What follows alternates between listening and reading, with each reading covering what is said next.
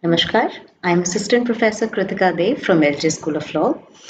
Today, we'll be reading the extended version of hurt, and that is grievous hurt. So, today we'll be dealing with section 320 of Indian Penal Code. We'll see the ingredients and we'll see some of the case laws involved in it. So, now let's see what the definition says. The definition is being given under section 320 of Indian Penal Code. Now, in grievous hurt, you will see that there are some following kinds of hurt which are designated as grievous hurt, right? So let's see what are those kinds. The first one is emasculation. Now, this very ingredient or this very portion applies to only a male. So, emasculation means the depriving a person of masculine vigor. So I hope you must have understood that this very clause or this very point, it applies to only males. The next one is permanent privation of the sight of either eye.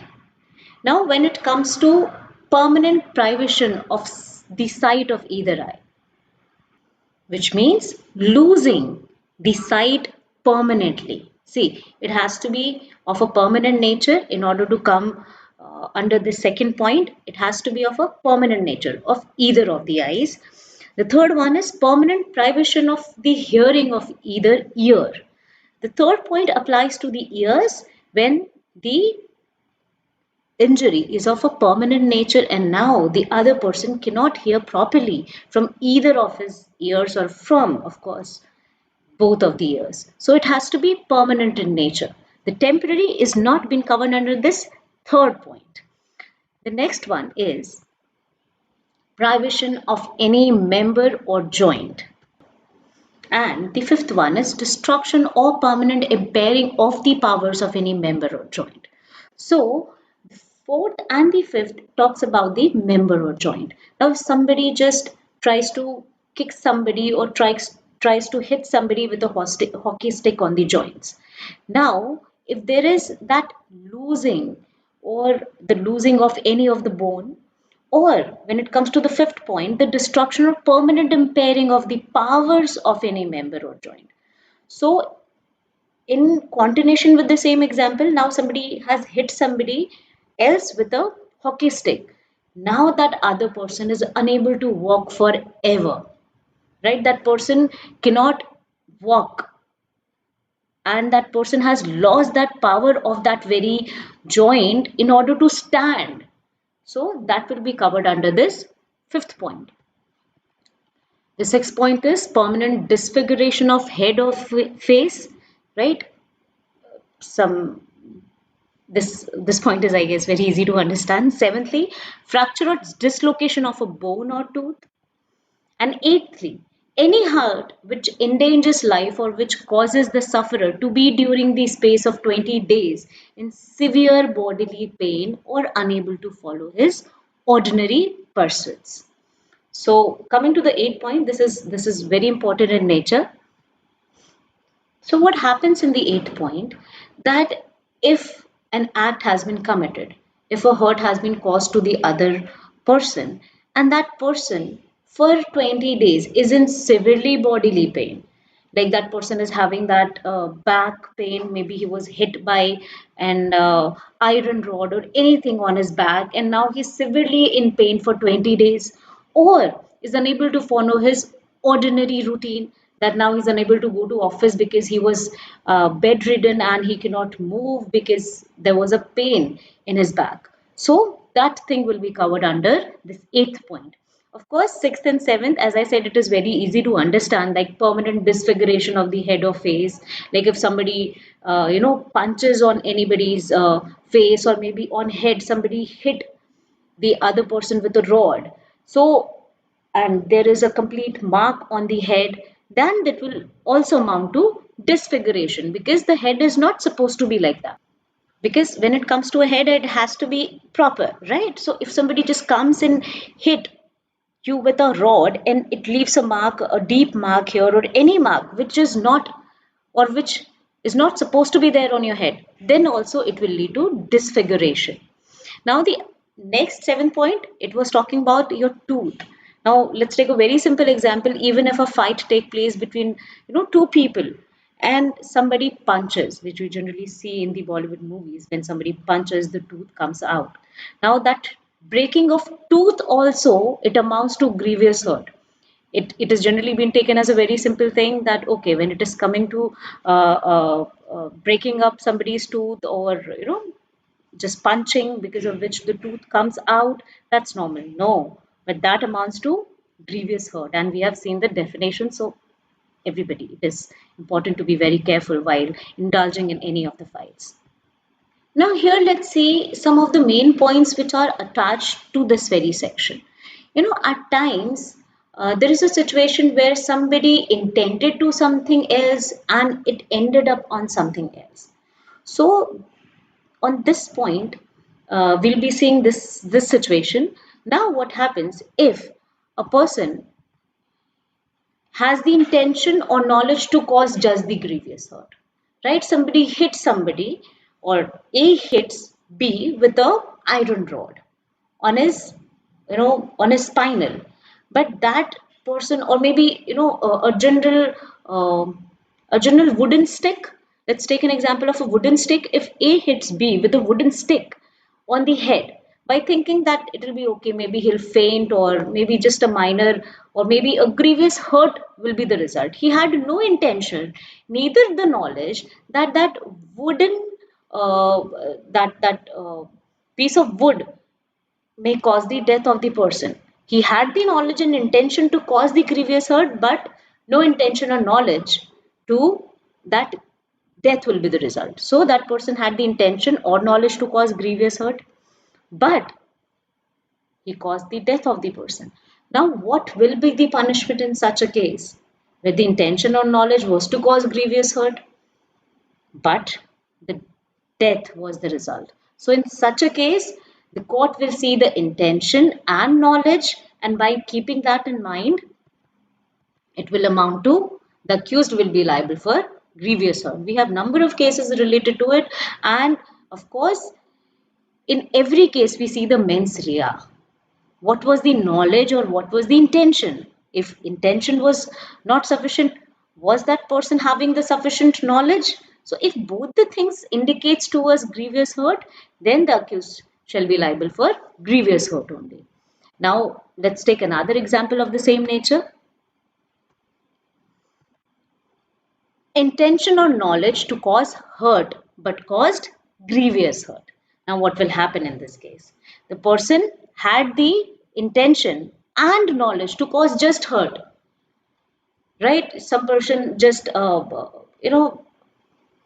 pushed somebody, and that person didn't know that, his bodily parts are weak and he tends to break that person's bone, or maybe his tooth comes out, or whatever, his teeth were weak, or some cavity issue or whatsoever, so he just simply very lightly punched in order to just cause hurt, but the other person was under grievous hurt, or he caused unintentionally a grievous hurt, plus unforeseeable circumstances, because he did not know that he's going through some teeth issues or whatsoever, so because of which the tooth came out. So here in this, the situation was unforeseeable. He did not know it, he did not know the medical condition of the person, so he just had the knowledge that hurt will be the result, but he caused grievous hurt. So in such a situation, it will amount to hurt only.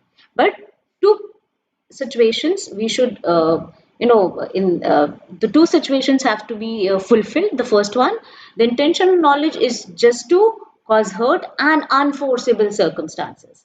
Like if he would have had the knowledge that that person had some issues with the teeth, then he will not be protected by this. But if he did not know about the same and the circumstances were unforeseeable, then only he'll be protected. Protected as in he will be liable for hurt only.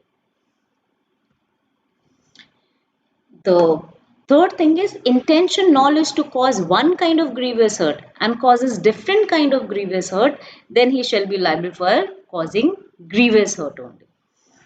Now, in order to understand the third point very clearly, let's take an example. First, say there is party A and party B.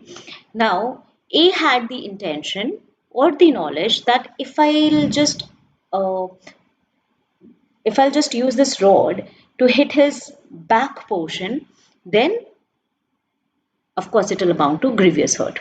Now he intended that his spinal should be some grievous hurt should be caused on the spinal, but the injury was caused on the head. But both the hurts were grievous hurt. So just in order that he just wanted to cause some other grievous hurt, and as a result some other grievous hurt was caused, he will not be protected, and of course he will be charged for grievous hurt only. So somebody wanted to cause one kind of grievous hurt and ended up causing some other grievous hurt is no defense. He will be liable for grievous hurt only. Now the punishment for grievous hurt is imprisonment, which may extend to 7 years, and shall also be liable to fine.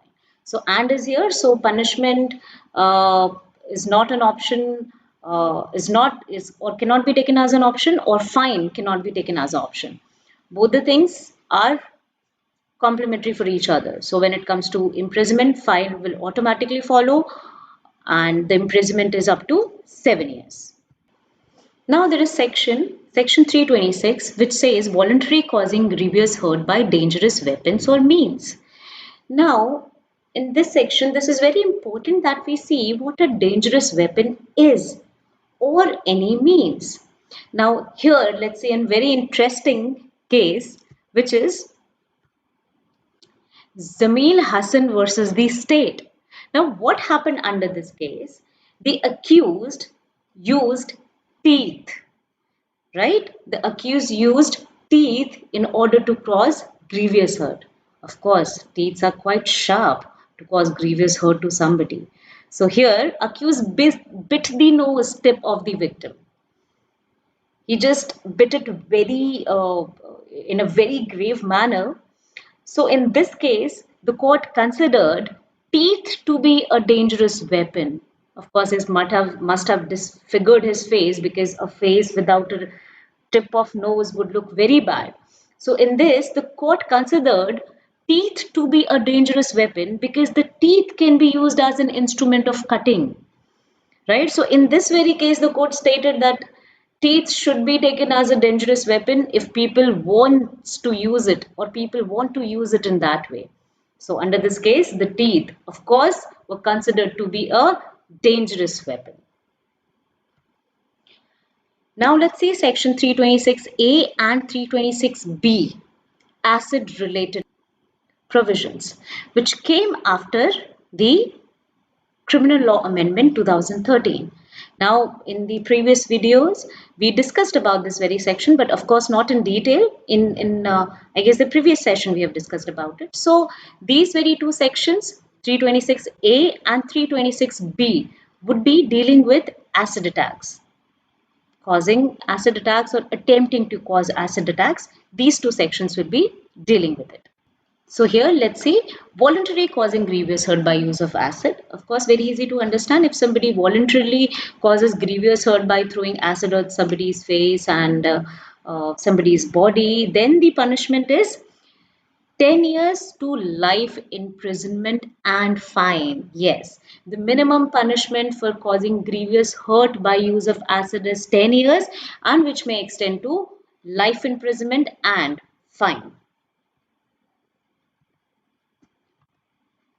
Now here, when the fine is imposed, it has to be reasonable enough to meet the expenses of the victim, right? Any treatment which is to be taken by the victim, any surgeries through which she has to undergo, the fine shall be just and reasonable to meet those expenses. Of course, it was caused by the accused. Now just giving him the punishment will not suffice, because what about the treatment? Is the girl and her family capable enough to go through those surgeries, which are in numbers? We can't even count the acid attack surgeries. So here The fine has to be just and reasonable enough to meet those expenses. If any other fine imposed, then it shall be paid to the victim. If any extra fine has also been imposed, then it should be paid to the victim only. Voluntary throwing or attempting to throw acid, which is there under section 326B, punishment minimum is 5 years, which may extend to 10 years. Now, these are some relevant sections. Section 329, voluntary causing grievous hurt to extort property. 331, voluntary causing grievous hurt to extort confession, as we have discussed in the last video. Like, it applies to the police officers. If they try to cause grievous hurt in order to extort confession, then it will be dealt under section 331. Then section 333, voluntary causing grievous hurt to deter public servant from his duty. Section 335, voluntary causing grievous hurt on provocation. So as I told you earlier, in this case, the punishment is bit lesser because it is out of provocation. Section 338, causing grievous hurt by act endangering life or personal safety of others. So, in this lecture, we have seen what grievous hurt is, and teeth can be used as a dangerous weapon. So, better be careful. And even if in a fight somebody's tooth comes out, then also it is grievous hurt. So, by all these examples and all these explanation of the definition and ingredients, I feel every student has a clear idea about what grievous hurt is. And with that, I would like to take your leave. Thank you for listening and being such good students. And take care. And also, do not forget to study. Keep book open and continue studying. It will help you. Thank you.